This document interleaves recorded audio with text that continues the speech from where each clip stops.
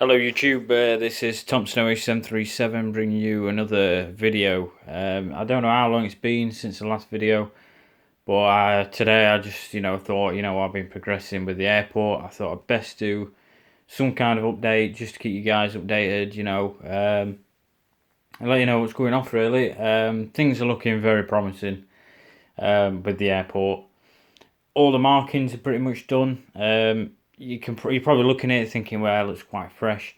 That is true. What I'm gonna obviously be doing is sort of weathering it down. Maybe a little bit more than I usually have done. So obviously, where aircraft mostly taxi and park will be sort of darker areas. I don't want to go excessively because you know the limit when you're sort of doing it. But it will add that sort of bit more realism to it. I've also got somewhere air bridges on the way. So as you can see, these are all the stands where the air bridge is going to be. The idea was to use the JC Wings air bridges for the wide body at least, but due to the size of them, it wasn't quite going to work out. In a way, I'm still quite happy that I bought them because they are very very good air bridges, and they could be utilised for something else like a small display or something like that. But for the airport itself, I'm going to be sticking with these Herper air bridges. Yes, they are 1/500, but they do work quite well. And I think overall they look quite good as well. Easy to move, easy to manoeuvre, easy to extend, stuff like that. And they do reach all aircraft. There is a slight slant for wide body aircraft, which some of you might think is a bit unrealistic, but I'm pretty certain air bridges in real life may also have some kind of like slant sometimes to them. So, depending on what aircraft they're docking onto.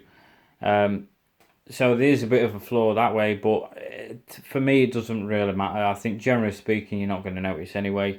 So I've ordered two more sets because I do need two. Basically two more air bridges, and one of them is actually missing a set of stairs. I should actually have another one. I can't remember for the life of me where I put the boxes for these ones. I'll probably find them once I start moving stuff around again when this is fully on display and back to its position against the wall and everything. So I just want to give you a quick rundown. I don't want this video to be too long. So the cargo apron, just going to show you that. As you can see, we've got 6 narrow body stands. That's the yellow and white stands, and then we've got 3 wide body, 1, 2, and then 3.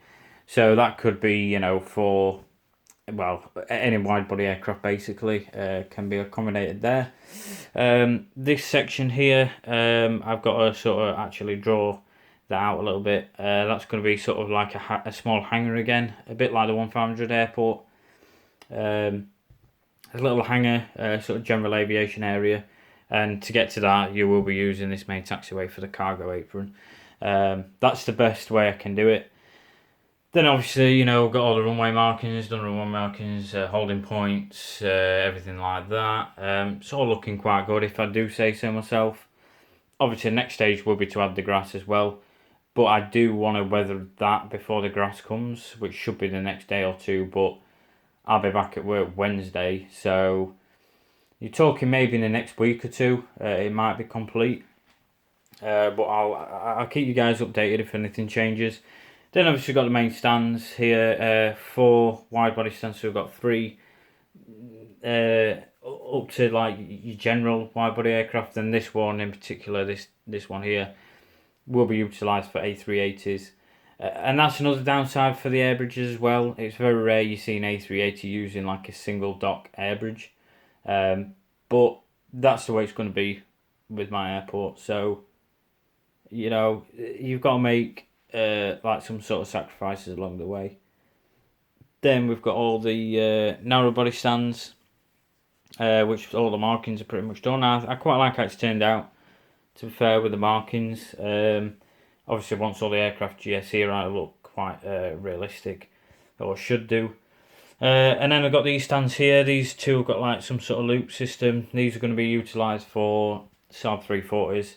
I think I mentioned that in the last video, or one of them. So pretty cool little feature that as well. I did try writing out the stand numbers. As you probably noticed, handwriting's not brilliant, and it's a bit difficult with the pen that I was using. But again, it just adds to the effect. You will notice over here there were some patches. Some of them are just sort of added for a bit of realism. You know, you do see that on airports. Areas being patched over with tarmac and stuff like that. Like repairs, maintenance sort of thing.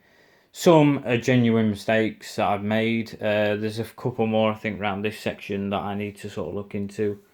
Again, I do try and make it as realistic as possible. So if I do make a mistake, yeah, I just patch it over and make it look like, you know, there's been some repairs and stuff like that. But again, once it's weathered, it should all come to life.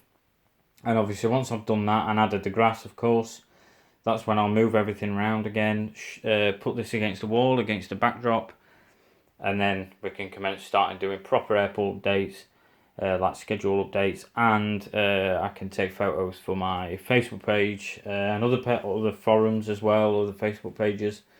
So yeah, it's all looking promising at the minute. Actually, the grass shouldn't take too long to come. By all means, any questions about how I've done things, please do let me know. But overall, it's looking pretty decent. Thanks for watching, and I'll keep you updated in the next video.